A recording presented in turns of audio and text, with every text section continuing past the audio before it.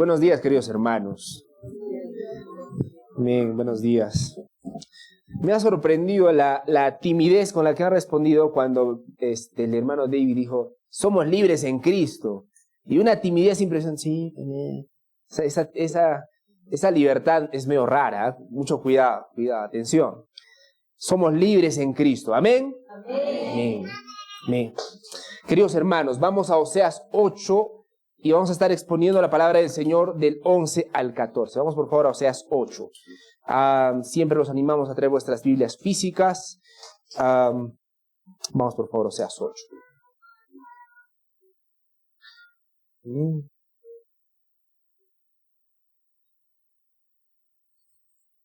Vamos a estar entonces, mientras tanto voy a parar esto. Aquí está.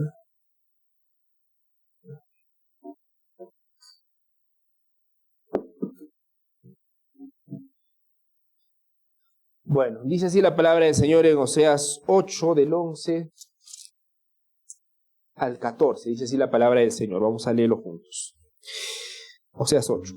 Por cuanto Efraín ha multiplicado altares para pecar, en altares para pecar le han convertido.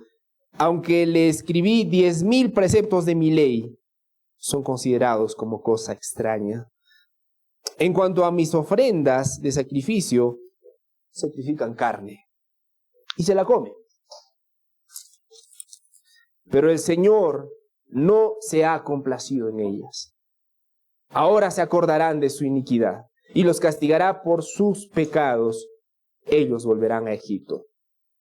Pues Israel se ha olvidado de su Hacedor y ha edificado palacios, y Judá ha multiplicado ciudades fortificadas.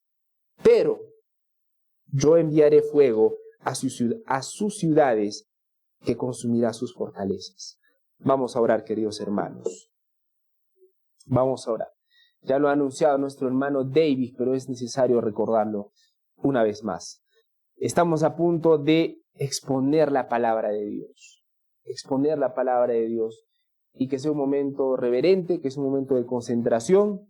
Y vamos a orar para que el Señor nos acompañe en este tiempo.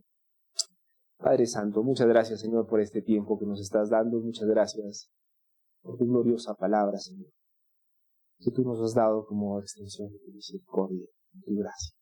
Señor, te pedimos que bendigas este tiempo. Bendice este tiempo, Señor. Danos corazones dispuestos a escucharte. Señor, te pedimos que obres poderosamente a través de tu palabra. Tu palabra, Señor, siempre es tu palabra. Padre Santo, acompáñanos en este tiempo. Aún, Señor, te pedimos, quiero aprovechar en pedirte por el pastor Joe, que el día de hoy está predicando ya en los estados. También que lo bendigas, que hables a través de él poderosamente. Y habla, Señor, poderosamente a través de todos tus hijos que están predicando tu palabra con fidelidad y honor. Obra, mi Señor, obra, porque la obra es tuya, Señor, porque tú pones el querer como el hacer. Padre Santo, guíanos en este tiempo. Bendice este momento, Padre Santo. En el nombre de tu Hijo Jesucristo. Amén. Vamos entonces al versículo número 11. Vamos al versículo número 11. Dice así la palabra del Señor. Cuando Efraín ha multiplicado altares para pecar, en altares para pecar se ha convertido, dice la palabra del Señor. Y aún vamos a leer el versículo 12 también. Aunque le escribí 10,000 preceptos de mi ley, son considerados como cosa extraña. El día de hoy, queridos hermanos, vamos a ver cómo la palabra de Dios nos muestra y acusa la vida de religiosidad. Una vida de religiosidad son aquellas personas que dicen creer en Dios, entienden algunas cosas de la Biblia, es más, las pueden explicar, las pueden enseñar, van a una congregación, a veces de vez en cuando, otras veces muy seguido. Esa es una persona religiosa, pero que en el fondo de su corazón nunca hubo un nuevo nacimiento. En el fondo de su corazón nunca hubo ningún afecto hacia Dios. Esa es una vida religiosa, queridos hermanos, y esa es una vida que deberíamos evitar a toda costa. Evitar a toda costa, porque hay muchas personas que están perdidas en el mundo, pero en un sentido saben que están perdidas. Me explico. Esas personas que nunca van a una iglesia saben en un sentido que están mal, saben que están pecando, pero el mayor peligro, hermanos, y alguna vez alguien lo dijo, las personas más complicadas para predicarles el evangelio no son las personas que están afuera, son las personas que están dentro de la iglesia. Porque muchas de esas personas piensan que, digamos, ya se la saben, ¿no? Pero tienen el corazón, endurecido. Un corazón que ya no quiere escuchar a Dios, que simplemente viene por cumplir. Esa es una vida religiosa. Y esa es una vida que Dios desaprueba totalmente. Y es lo que vamos a ver la palabra del Señor el día de hoy. Dice en el versículo número 11, por cuanto Efraín ha multiplicado altares para pecar, en altares para pecar se ha convertido. Este es un punto principal que quisiera explicar. La acusación de la palabra del Señor para Efraín es que ha multiplicado, ¿qué? Altares, ¿sí? Recordemos, ¿cuál era la función de los altares en el Antiguo Testamento? Eso es una importancia recordarlo. En el Antiguo Testamento, los altares eran lugares, digamos, físicos en donde ponías un sacrificio, ¿correcto? Un sacrificio que podía ser una oveja, ¿no es cierto? Por ejemplo, pero ese sacrificio Dios lo instauró para recordar al pueblo, a su pueblo algo, que la paga del pecado es la muerte y que solamente el perdón de esos pecados iban a costar una vida, ¿correcto? Es decir, Dios desde el inicio mostró a su pueblo, uno, que todos pecamos,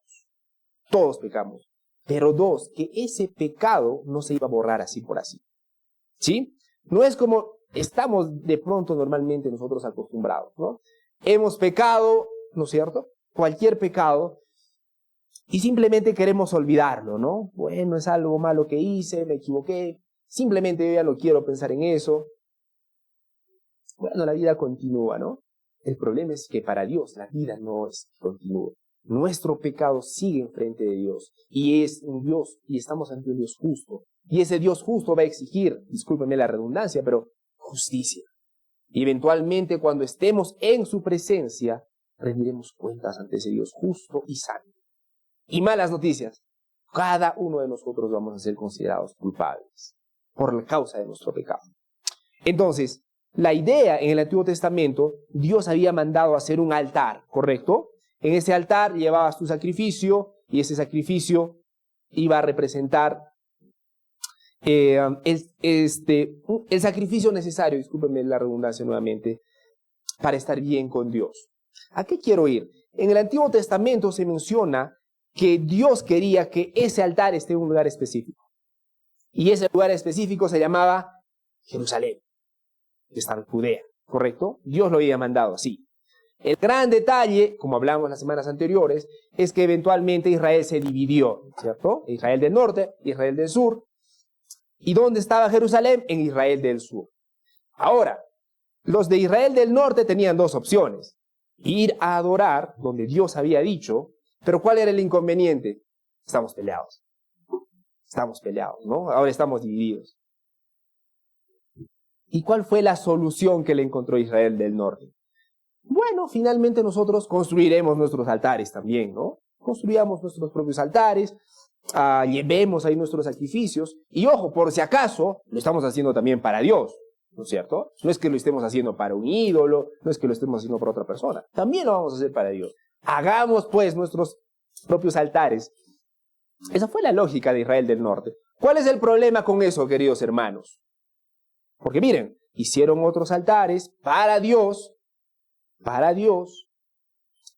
presentaron ofrendas para Dios, pero ¿cuál es el detalle con eso? ¿Cuál es el inconveniente? El pequeño gran detalle es que Dios, nuevamente, no había mandado a que se hagan esos altares. Finalmente Dios quería que su altar sea solamente, ¿dónde? En Jerusalén. Pero lamentablemente, Efraín, es decir, Israel del norte, decidió hacer sus propios altares. ¿Y qué es la conclusión a la que llega el Señor? Por cuanto Efraín ha multiplicado altares para pecar, en altares para pecar se han convertido ellos mismos. Este versículo, hermanos, muestra algo. La intención de Israel del norte, de Efraín, de pronto era buena, pero al final del día Dios no estaba agradado con eso. Es más, finalmente, como ustedes saben, en esos altares, en algunos de esos altares, se terminaron poniendo becerros de oro. Becerros de oro. La semana pasada explicamos cuán aberrante era poner un ídolo en la presencia de Dios. Pero finalmente noten algo. Yo quiero que veamos el hilo a dónde quiero llegar con todo esto. Los teólogos dicen que la intención de Israel al multiplicar los altares fue mostrarse más piadosos. Pero esta acción fue un pecado porque desobedecieron el mandato de Dios. Israel decía, lo vamos a hacer para Dios, para nuestro Dios, el que nos sacó de Egipto. El problema con eso, queridos hermanos, y una de las cosas que vamos a desarrollar el día de hoy es que no basta con decir, lo hago para Dios. También es necesario hacerlo de la forma como Dios lo pide. ¿Amén? Lo voy a repetir porque es el hilo, uno de los mensajes principales del día de hoy. No basta con tu buena intención. No basta, de hecho, con tu buena intención de decir que lo haces para Dios. Debes hacerlo como Dios quiere que se haga. Punto. Porque cuando no lo haces finalmente para el Señor es considerado pecado. Y cuando no lo haces finalmente termina mal. Noten, hermanos, los altares fueron hechos con buenas intenciones. Finalmente lo usaron para un ídolo. Finalmente lo usaron para pecar. Y para Dios, nuevamente, eso es pecado. Pero vamos un poquito más allá al versículo número 12. Aunque les escribí 10,000 preceptos de mi ley, son considerados como cosa extraña. En otro versículo dice, les escribí las grandezas de mi ley. Y fueron tenidas por cosa extraña. Y aquí Dios declara que le dio a Israel algo valioso, su ley. Dios le dio a Israel algo valioso nuevamente, su ley, queridos hermanos. Esta ley contenía estatutos, juicios, y era un privilegio enorme tener la ley de Dios. Era un privilegio enorme tener la ley de Dios, hermanos. El día de hoy, actualmente, nosotros sabemos cuál era la finalidad de la ley. ¿Cuál era la finalidad de la ley? Vamos a Gálatas 3:23, por favor. Vamos a Gálatas 3:23. Vamos a leer el 23 y el 24. Gálatas. Los famosos, oh Gálatas insensatos. ¿Quién os maravilló tan pronto? Gálatas 3:23 al 24. Vamos a leerlo juntos, hermanos. Dice, pero antes que viniese la fe, estábamos confinados bajo la ley, encerrados para aquella fe que iba a ser revelada. Versículo 24. De manera que la ley ha sido nuestro ayo para llevarnos a Cristo, a fin de que fuésemos justificados por la fe.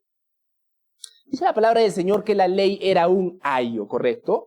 ¿Qué era un ayo, hermanos? Esa palabra que usamos casi todos los días. ¿Qué es esa palabra, ayo?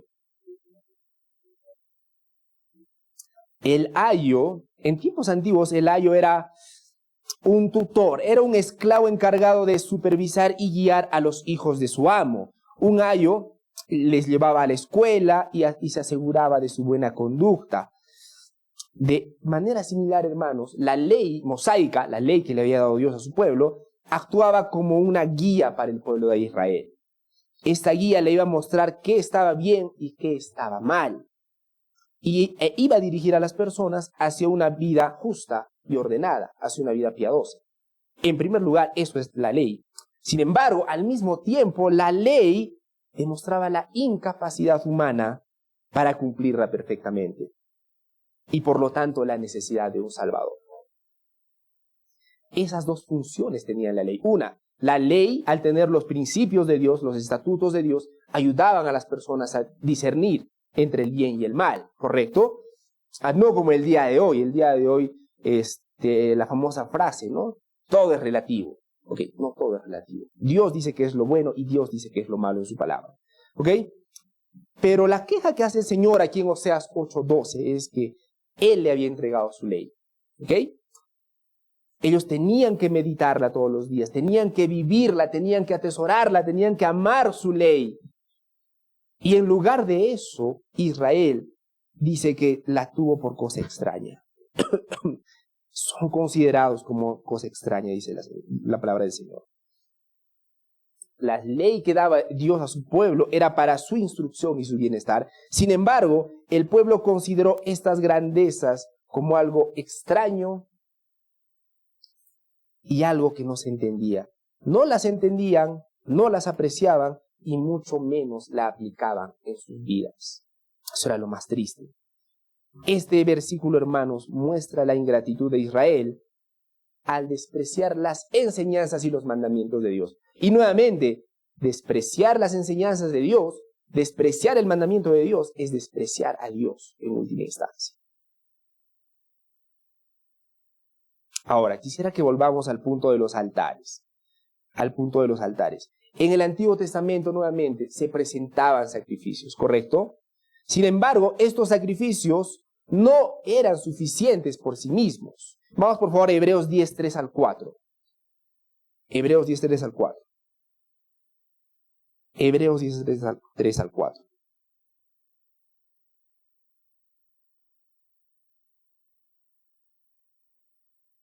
Recordemos, queridos hermanos, una de las quejas que hace particularmente en esta porción de las Escrituras es el tema de los altares, ¿correcto? La palabra del Señor dice, multiplicaron los altares, pero lo hicieron para pecar.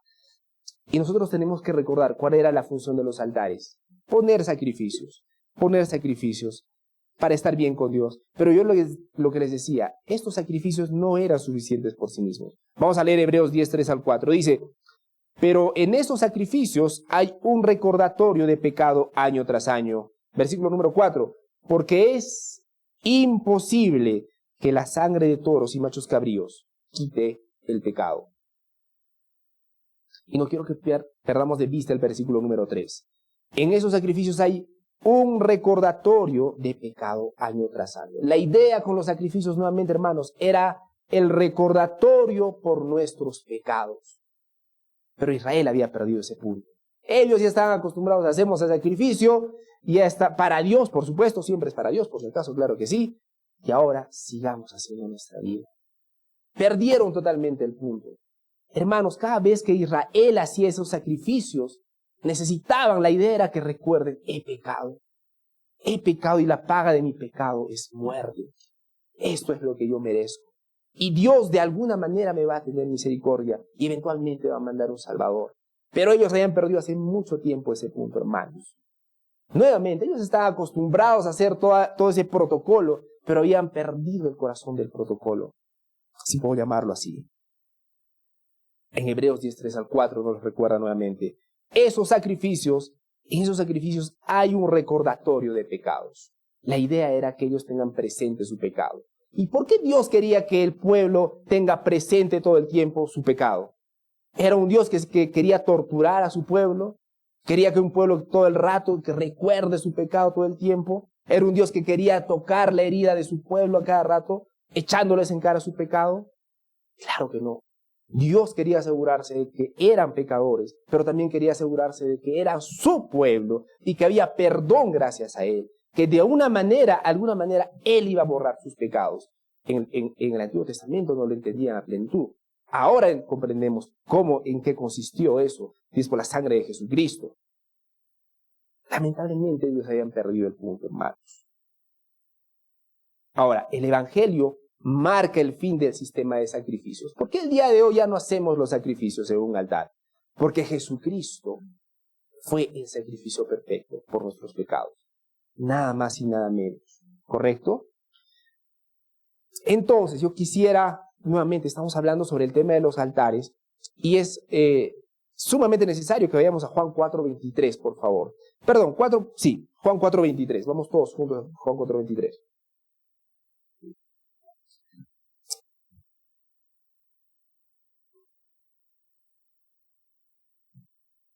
Pongámonos en lugar del Israel en ese entonces. Ellos estaban acostumbrados a hacer sacrificios. En Israel del norte estaban acostumbrados a hacer sus sacrificios en los altares que habían construido. En Israel del sur estaban haciendo los sacrificios en Jerusalén. Y vamos a ver, va a estar ante nuestros ojos, hermanos, a un momento memorable, ¿no? Nuestro Señor Jesucristo hablando con esa mujer. Recuerdan que le pidió agua del pozo, ¿no es cierto? La mujer le dijo, dame esa agua para que ella no tenga sed, ni venga aquí a sacarla. Y Jesús le dijo, no, llama a tu marido. Y ella le dijo, no tengo marido. ¿Recuerdan esa parte? Y Jesús, ¿qué le dijo? cierto has dicho, no tengo marido porque 5 maridos has tenido, y el que ahora tienes no es tu marido, esto has dicho en verdad. Y la mujer evidentemente se quedó en shock y le dijo, ¿no? Y eso está en el versículo 19, Señor, me parece que tú eres profeta, ¿correcto? Y a mí me parece sumamente interesante la reacción de esta mujer, porque si una persona viene y te menciona tus pecados ese rato, ¿no es cierto? Has hecho tal cosa, tal cosa, tal cosa, y ahorita estás así. No sé cuál sería vuestra reacción. No sé cuál sería vuestra reacción. ¿Qué harían ustedes, hermanos? No sé, algunos dirían, no sé, cuéntame más. Algunos de pronto dirían, oye, cuéntame de mi futuro, qué sé yo, ¿no? Otros escaparían, por favor, déjalo ahí, qué sé yo. Pero ¿qué es la reacción de esta mujer? Señor, me parece que eres profeta. Y la pregunta que hace esta mujer es, nuestros padres adoraron en este monte, Israel del Norte, y vosotros decís que en Jerusalén es el lugar donde se debe adorar. ¿Recuerdan? Está hablando justamente de ese momento de tensión, ¿sí? Nuevamente, en ese tiempo ya estaban acostumbrados, en Israel del Norte, adoraban allá, en Israel del Sur, adoraban en Jerusalén. Y esta mujer se queda intrigada y le dice, ¿dónde debemos adorar? Cosa importante porque ellos entendían que era necesario adorar a Dios. Pero ellos también entendían que los de Israel del Sur los miraban con desprecio. Y ciertamente daba inquietud. Entonces la mujer le pregunta, nuestros padres adoraron en este monte y vosotros decís que Jerusalén es el lugar donde se debe adorar. ¿Qué le contesta Jesús? Versículo 21. Jesús le dijo, mujer, créeme que la hora viene cuando ni en este monte ni en Jerusalén adorarás al Padre. Porque vosotros adoráis lo que no sabéis. Nuevamente, recuerden, Oseas 8:11, no estaba nunca aprobado por Dios. Pero dice, vosotros adoráis lo que no sabéis, nosotros adoramos lo que sabemos porque la salvación viene de los judíos, a través de Jesucristo. Y aquí está el versículo número 23. Mas la hora viene y ahora es cuando los verdaderos adoradores adorarán al Padre en espíritu y en verdad. Porque también el Padre, tales adoradores, busca que le adoren. Dios es espíritu y los que le adoran en espíritu y en verdad es necesario que le adoren. Le dijo la mujer, sé que ha de venir el Mesías, llamado Cristo. Cuando Él venga nos declarará todas estas cosas. Y Jesús le dijo, yo soy el que habla contigo. Pero quisiera que nos enfoquemos en el versículo número 23. Dice, los verdaderos adoradores no adorarán ni en Israel del Norte ni en Israel del Sur. ¿Dónde adorarán? Adorarán al Padre en espíritu y en verdad. Y aquí está la pregunta, queridos hermanos. La palabra de Dios dice que el día de hoy, la única manera válida para que ser adorado para Dios es adorarlo en espíritu y en verdad. No vas a traer tu macho cabrío, no vas a traer nada de eso. Tienes que adorarlo en espíritu y en verdad. Pregunta, ¿cómo podemos hacer para adorar a Dios en espíritu y en verdad? ¿Cómo podemos hacer para adorar en espíritu y en verdad? Porque tenemos un gran problema, hermanos. La palabra del Señor dice que nuestra tendencia es pecaminosa. La palabra del Señor dice que estamos muertos en nuestros delitos y pecados. Y al mismo tiempo, la única forma de agradar al Padre con nuestra adoración es hacerlo en espíritu y en verdad. Hermanos, Dios quiere ser en espíritu y en verdad, no a nuestra manera. Y la única forma de hacerlo es en Cristo, en Cristo, en Cristo. Solamente podemos adorar a nuestro Señor en espíritu y en verdad, estando en Cristo, hermanos. Estando en Cristo. Y en ningún otro hay salvación, dice la palabra del Señor. La palabra del Señor también dice que es el único intermediario entre Dios y los hombres, Jesucristo. ¿Y por qué es importante, hermanos? Porque es la única manera, según las Escrituras, de estar bien con el Padre. Dios quiere ser adorado de una manera y no a nuestra manera. ¿Cuántas personas conozco? O tal vez de pronto ustedes conocen hermanos que dicen lo siguiente. Yo creo en Dios, por si acaso, pero eso de ir a la iglesia, de estar yendo, no es necesario. No es necesario porque a Dios pues le importa que creamos en Él nada más, ¿cierto? Y eso es lo que dicen muchas personas, hermanos.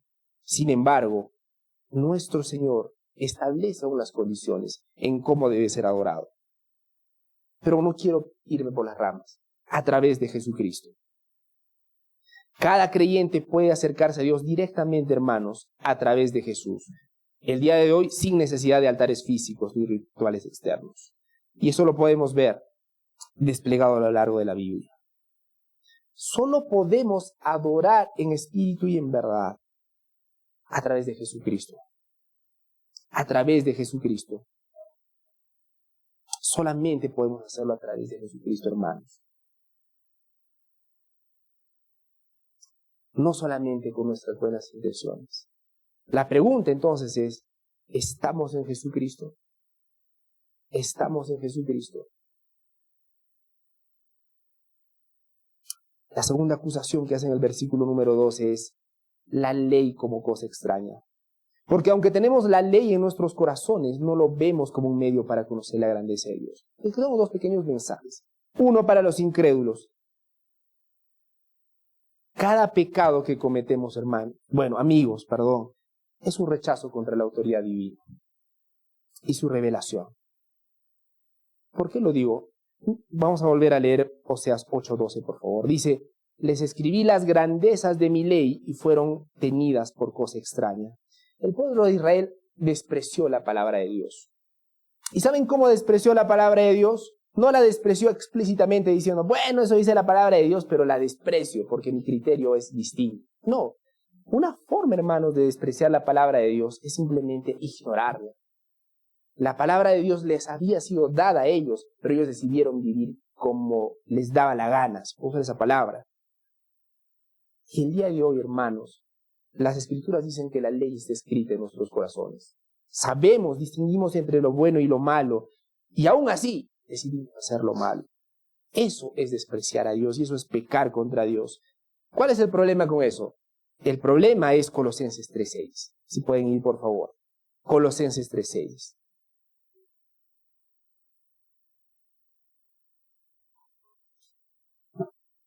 Dice así la palabra del Señor en Colosenses 3:6.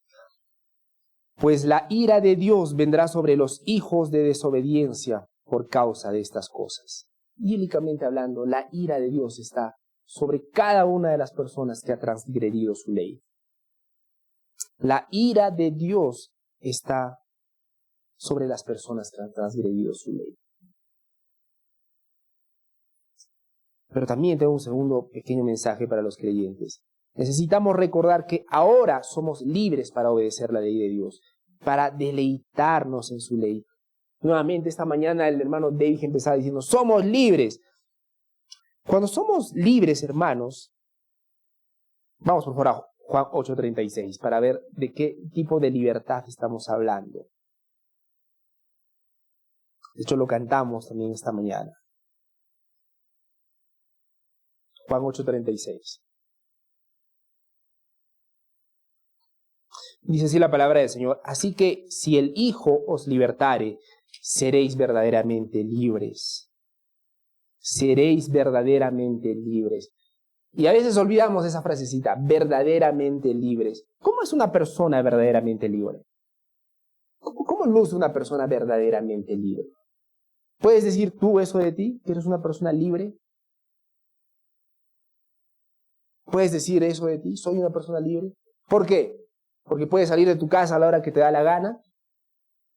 Porque puedes darte tus gustitos con tu sueldo. ¿Por qué se puede decir de ti que eres una persona libre?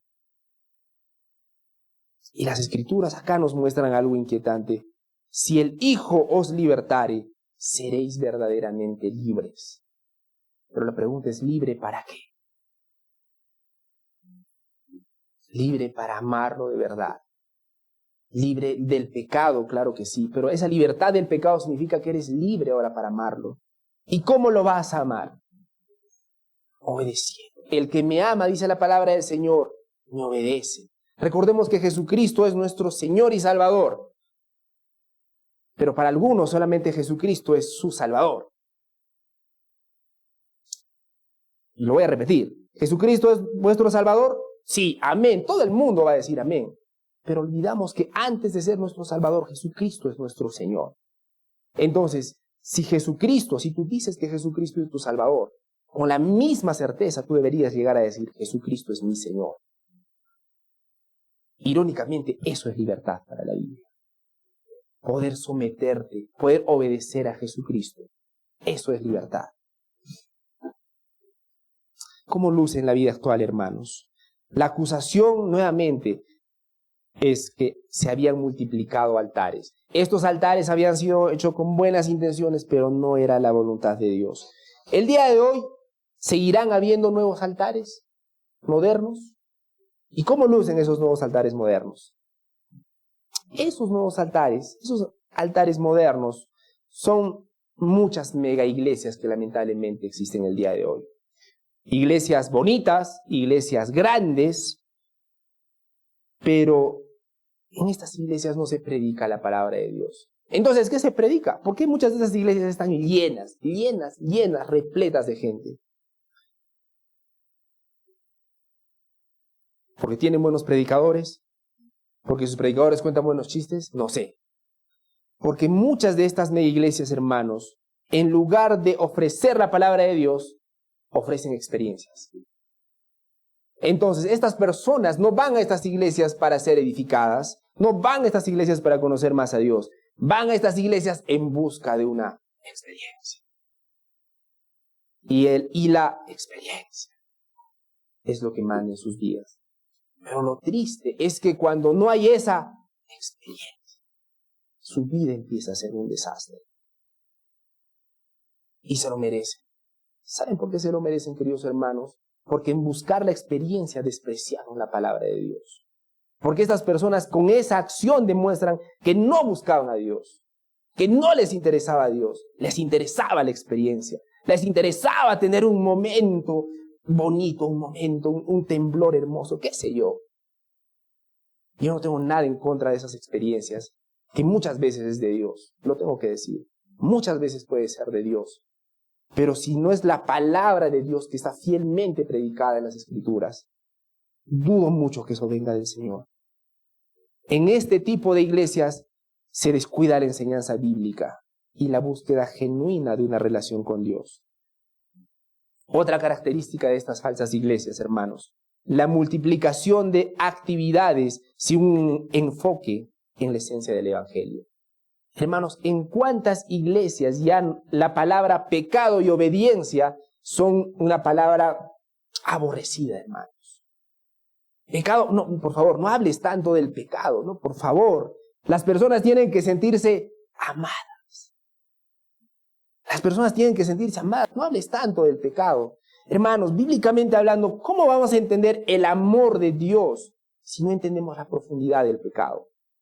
Porque la esencia del amor de Dios es que muestra que siendo aún pecadores, Cristo murió por nosotros.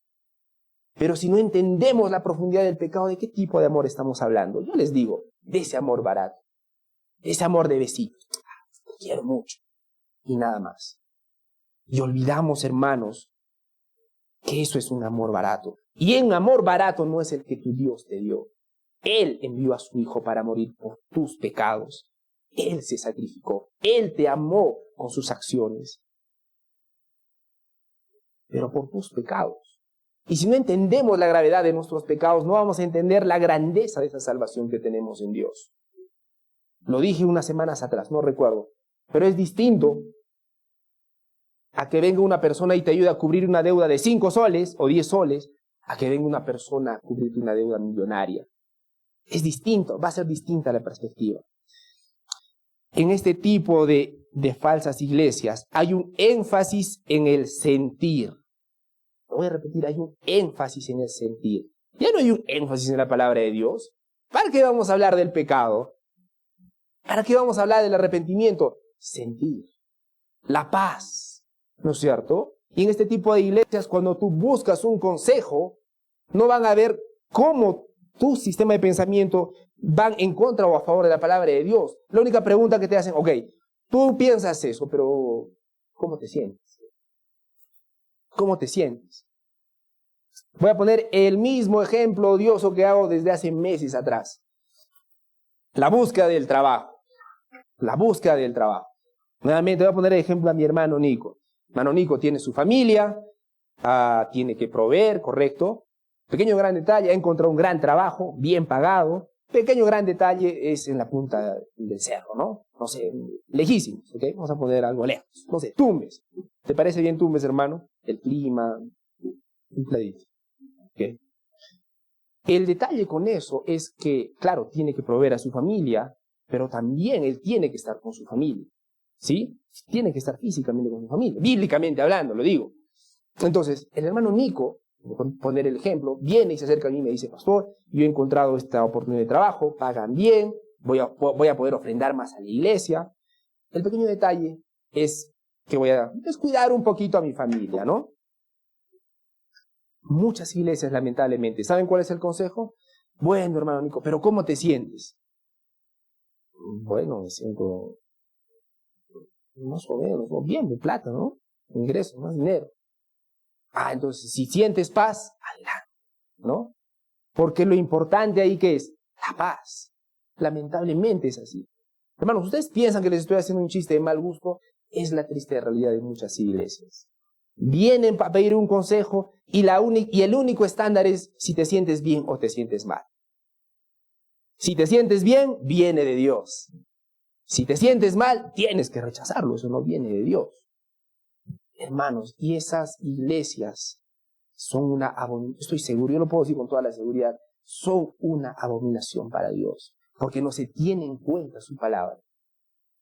Porque no se tiene en cuenta su palabra. Porque no se reverencia su palabra, hermanos.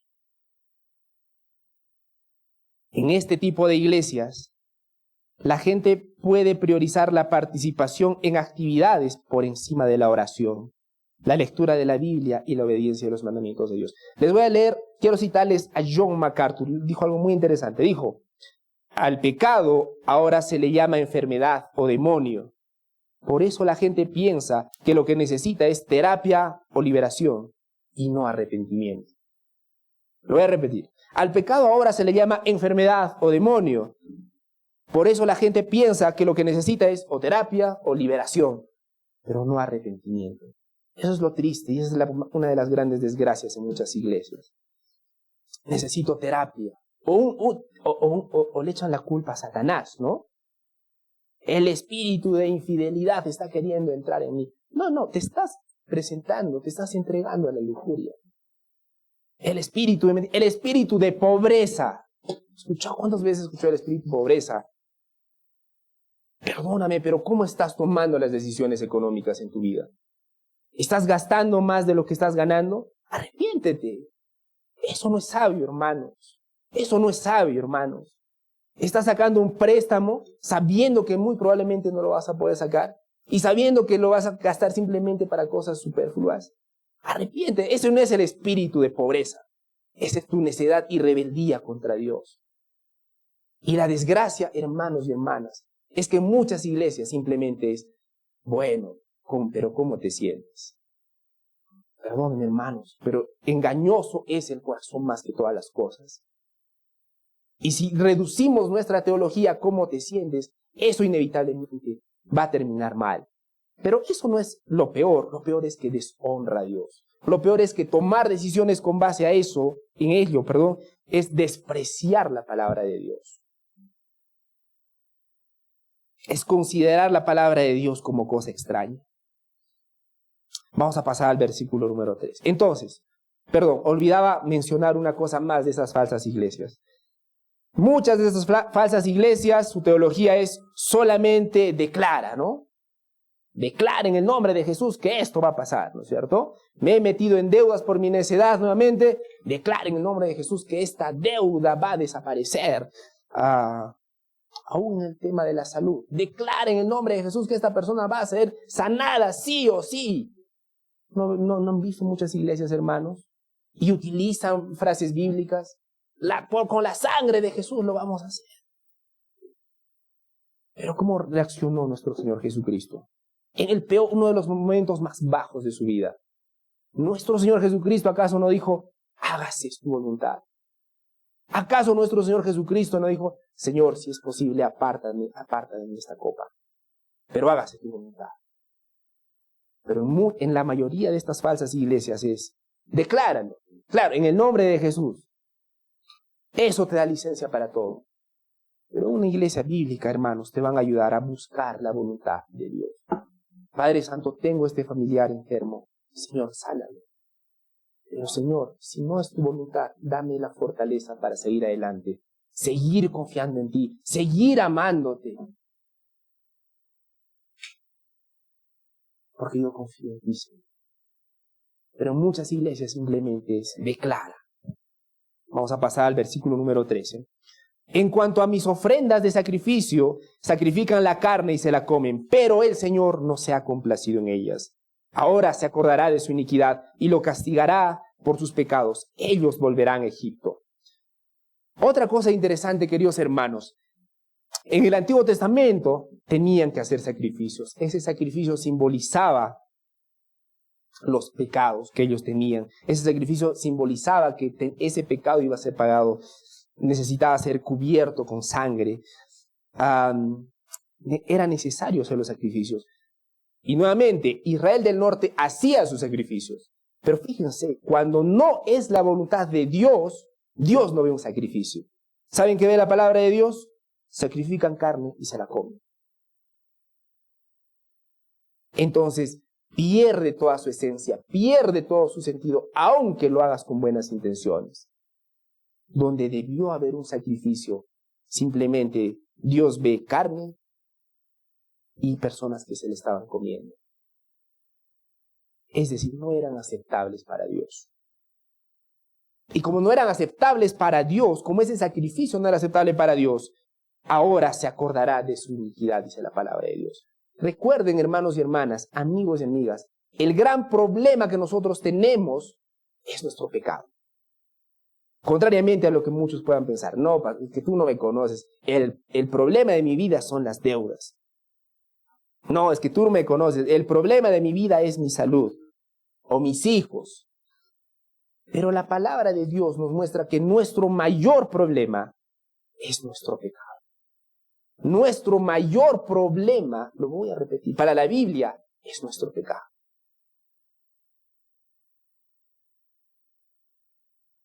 Y cuando rindamos cuentas ante Dios por esos pecados, Él nos va a declarar culpables. Porque es un Dios justo. Porque es un Dios justo. Y necesitamos un sacrificio perfecto, nuevamente. Y si el sacrificio no es perfecto, el Señor dice, ahora se acordarán de su iniquidad. Porque su pecado permanece. Bíblicamente hablando, si no hay un sacrificio perfecto por esos tus pecados permanecen. Tus pecados permanecen. Y me gusta poner siempre este ejemplo. Imagina que has asesinado a una persona. La has asesinado por X o Y circunstancias, la has asesinado. ¿Ok? Te atrapan, te llevan ante el juez. Sí, estás ante el juez. Y le dices, señor juez, sí, efectivamente, yo he asesinado a esta persona. Pero, le prometo, señor juez, a partir de ahora no voy a asesinar a nadie más. Es más, voy a ser el mejor padre del mundo. Voy a ser una persona, la mejor persona que se puede imaginar. Pues tiene que perdonarme. Si el juez es un juez justo, ¿qué le diría a esa persona? Es culpable, sigue siendo culpable. Muchos de nosotros pensamos que haciendo obras buenas, siendo amables, siendo cordiales, abrazándonos los unos a los otros, vamos a solucionar nuestro problema. La realidad es que nuestro pecado permanece. Algunos de nosotros nos esforzamos por ser mejores personas. Bueno, eso no es malo en sí mismo. Algunas personas leen libros de motivación, algunas personas leen libros de diferente contenido porque quieren mejorar su vida, si lo puedo decir así. Pero la Biblia dice que nuestras mejores obras son como trapos de inmundicia delante de su presencia. Nuestras mejores obras no alcanzan para tener el perdón de Dios. Lo voy a repetir, hermanos, nuestras mejores obras no alcanzan para tener el perdón de Dios. Necesitamos un sacrificio perfecto. Y ese sacrificio perfecto solamente lo encontramos en Jesucristo. ¿Ustedes creen que exagero cuando digo, hermanos, que nuestras mejores obras no alcanzan para Dios? Por favor, vamos a Isaías 64:6. Isaías 64:6, por favor.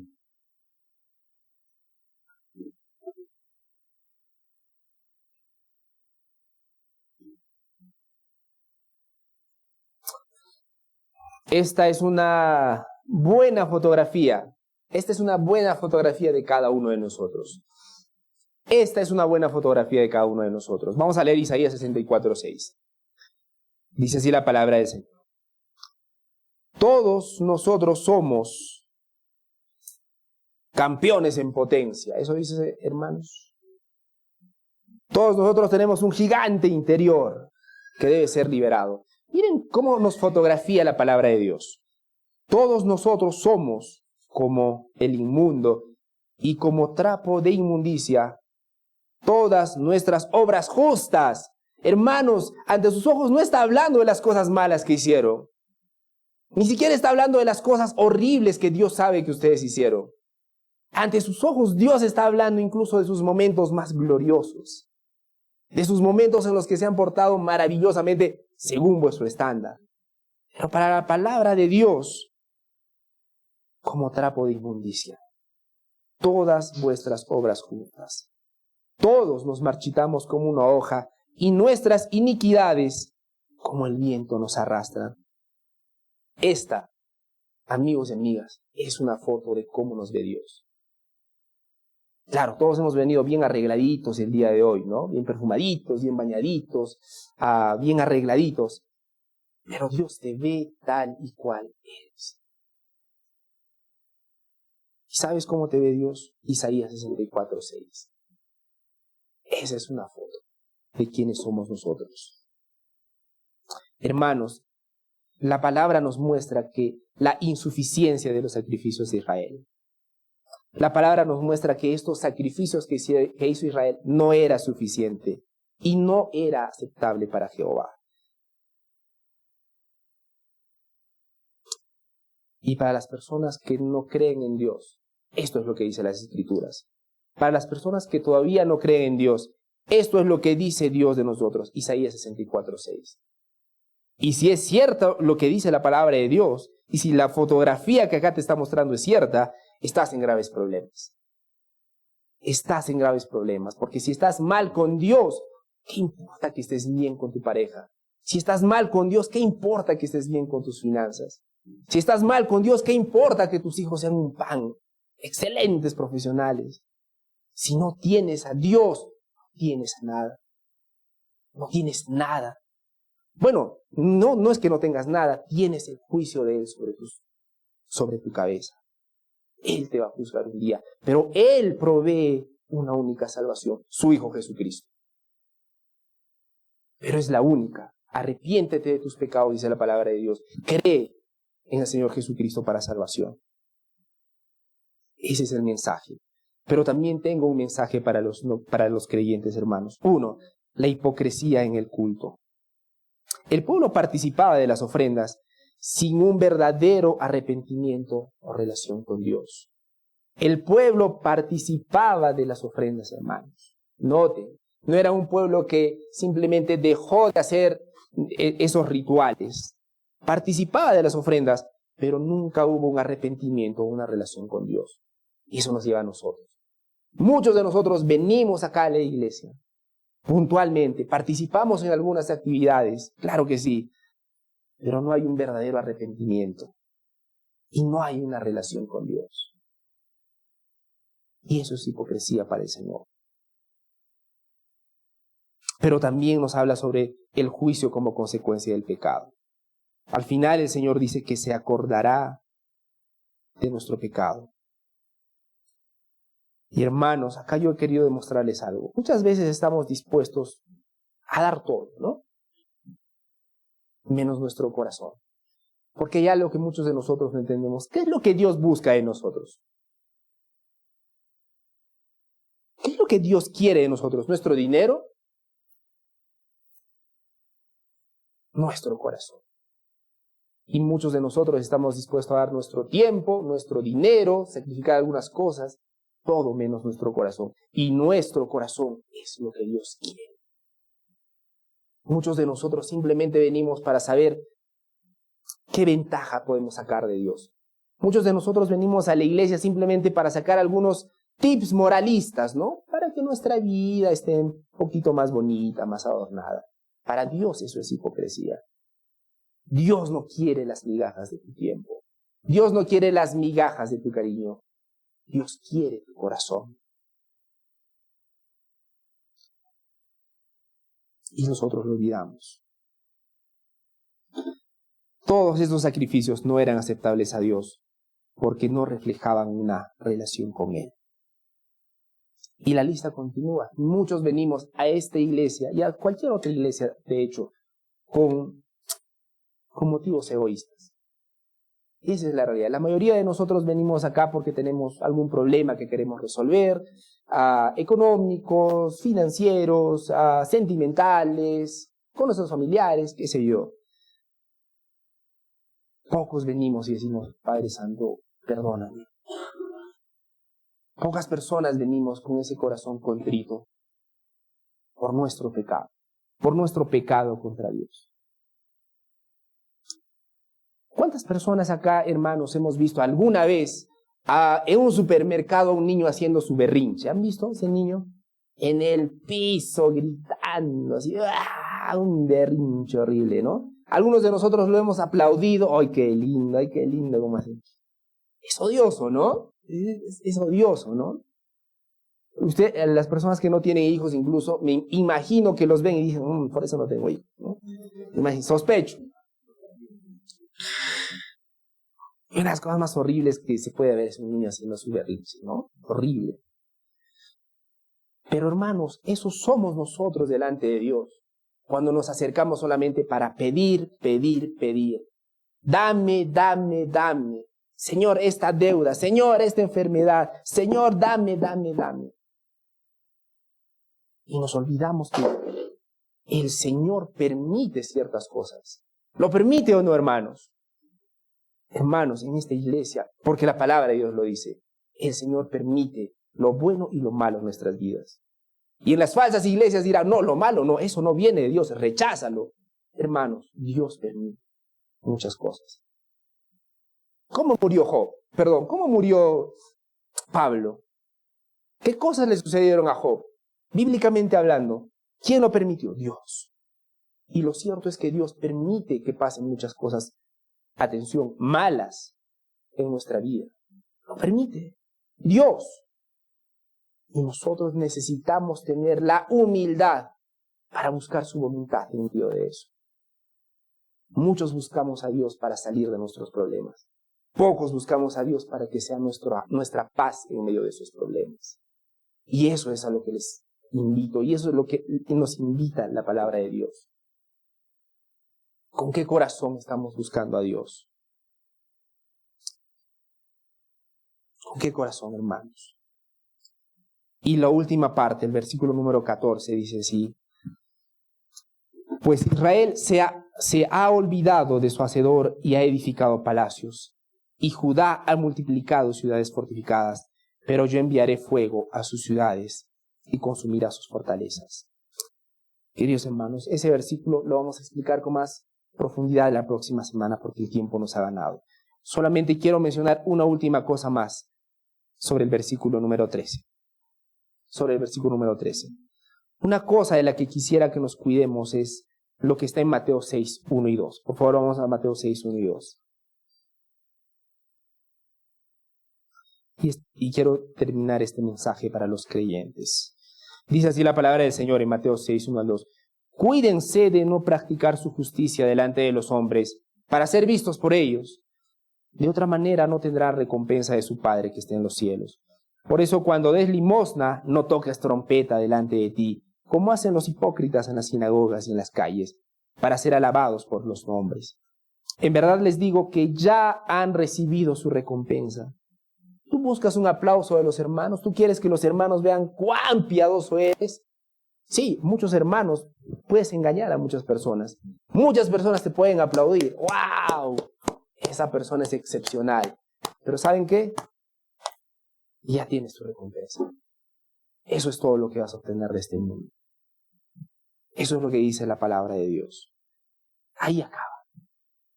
Pero tú cuando des limosna, que no sepa tu mano izquierda lo que hace tu mano derecha, porque tu limosna sea en secreto, y tu Padre que lo ve en secreto te recompensará. Queridos hermanos, cuidémonos de esta hipocresía. de alardear. ¿A quién queremos alardear? ¿A quién queremos sorprender? Para pensar, hermanos. Y finalmente, cuidémonos de la participación religiosa sin transformación interna. Porque algunas personas pueden participar en las oraciones, en los ayunos, en los sacramentos, pero nunca han experimentado una verdadera transformación en sus vidas. Hermanos, hay tantas personas que están años y años y años en la iglesia y no hay una gota de crecimiento. ¿Por qué? Porque muy probablemente nunca han conocido a Dios. Muy probablemente esas personas simplemente son religiosas. Vienen para cumplir. Vienen para cumplir. A Dios no le interesa eso, hermanos. Dios quiere y busca de nosotros un arrepentimiento genuino. Dios quiere que veamos la importancia, la gravedad de nuestro pecado, sí, pero también la grandeza de salvación que solamente hay en Cristo Jesús. Solamente en Cristo. Lo voy a repetir, en ningún otro hay salvación, dicen las Escrituras. Que sea un momento, hermanos, para rendirnos ante la majestad de Jesucristo. No son nuestras obras los que nos hacen mejores. Jesucristo es nuestro galardón. Sí, tenemos que esforzarnos porque Él nos salvó, porque Él nos dio un nuevo corazón. Pero Él es nuestro galardón y Él es el autor y consumador de nuestra fe. Vamos a orar, hermanos. Padre Santo, gracias, Señor, por este tiempo. Gracias, Dios mío, por tu palabra. Gracias, Señor. En verdad es un privilegio, Señor, tu palabra. Dios mío, te pido perdón por todas las veces que despreciamos tu ley. Te pido perdón por todas las veces que pensamos que nuestras mejores obras nos van a hacer mejores personas delante de ti. Padre Santo, ayúdanos a ver la grandeza del sacrificio de tu Hijo Jesucristo. Señor, perdónanos por cada vez que simplemente venimos a buscarte a hacer nuestras pataletas. Dios Santo, te pido por cada uno de mis hermanos aún que están pasando por dificultades. Oh Señor, no están pasando por momentos fáciles, pero tú los sostienes, Señor, tú los amas y tú los vas a preservar, Señor. Que no sean pataletas que recibas de nuestra parte. Señor, que podamos decir, la gloria siempre será para ti. Mi Señor, el tiempo pasa tan rápido. Esos planes que tenemos nosotros, esos sueños que tenemos nosotros, pasan tan rápido, Señor. Y al final del día lo único importante será si estamos bien o no contigo.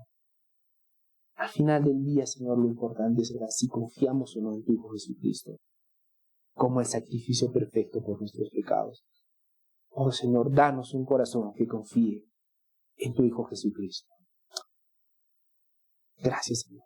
Amén.